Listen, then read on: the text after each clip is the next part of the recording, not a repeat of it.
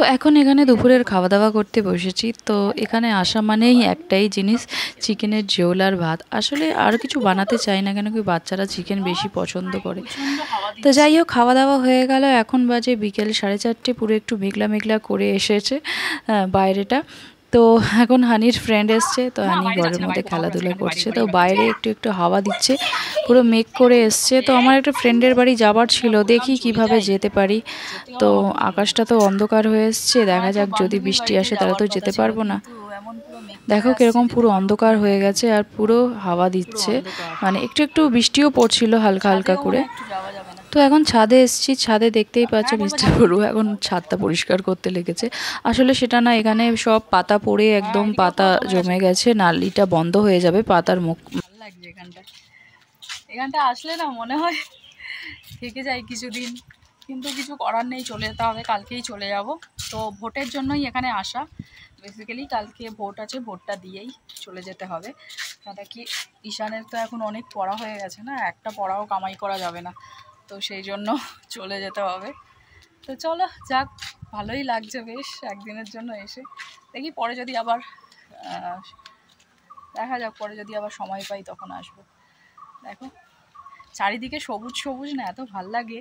তো ফ্ল্যাটে থাকি তো ওখানে কলকাতায়, চারিদিকে ফ্ল্যাট ফ্ল্যাট ফ্ল্যাট, তো এরকম গাছ এরকম দেখতেই পাই না। তো এখানে আসলে খুবই ভালো লাগে। তো এত ভাল লাগছে, মানে ঠান্ডা ঠান্ডা হাওয়া দিচ্ছে, তারপরে মেঘ করে আছে। তো দেখো এখানে ছাদের মধ্যে পুরো একদম পাতা জমে গেছে, পাতা পড়তে পড়তে। তো এখানে জল পড়লে না, জলটা আর যাবে না, ওখানে আটকে থাকবে, পাতাগুলো দিয়ে মুখটা আটকে আছে জলের। তো সেই জন্য মিস্টার বড়ুয়া ওই মানে ওই যে নালার মুখ থেকে কাপড় ওই এগুলো সরিয়ে দিচ্ছে, নাহলে কি বলো তো, পাতা দিয়ে আটকে থাকলে বৃষ্টির জলটা আটকে থাকবে, ছাদটা ড্যাম পড়ে যাবে। তো কালকে যে আমাদের কাজ করে তাকে ডাকবো, ডেকে সে ছাদটা পরিষ্কার করে দিয়ে যাবে।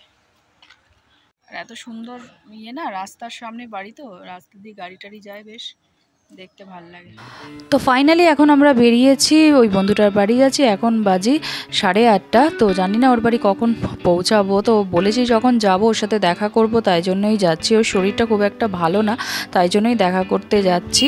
তো বুঝতে পারছি অনেকটাই রাত হয়ে গেছে। তো যাই হোক, তাও যাচ্ছি দেখা করতে। এই যে গলি দিয়ে ঢুকছি ওর বাড়িতে।